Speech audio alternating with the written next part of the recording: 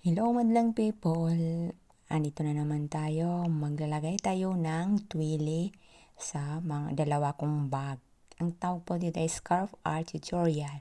2 ways to customize your bag.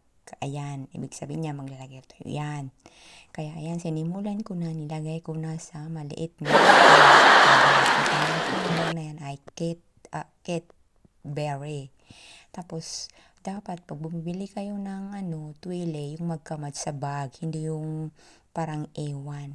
Kaya buti naman yung sa akin, magka-match kahit hindi magkaiba ng kulay. Kaso binili ko lang naman yan sa online sa Dress Up Doha. Kaya ayun.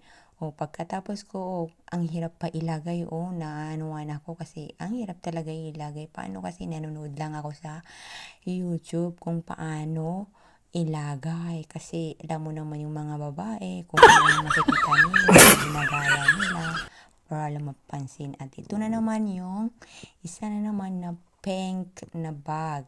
Tapos, ayan, nilagyan ko na siya na naman ulit ng twili na pink na Hello Kitty.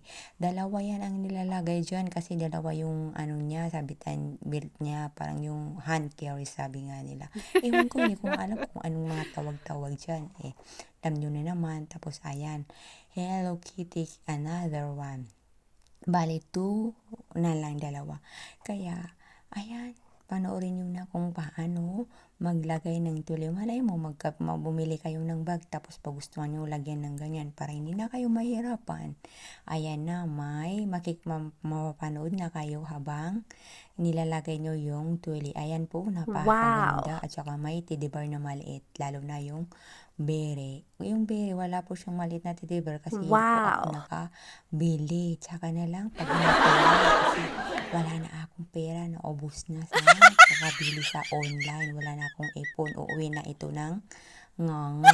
Ayan, tingnan nyo, napakaganda talaga yung bag na pink. Itong kulay na to na bere. Hanggang dito na lang po. Thank you!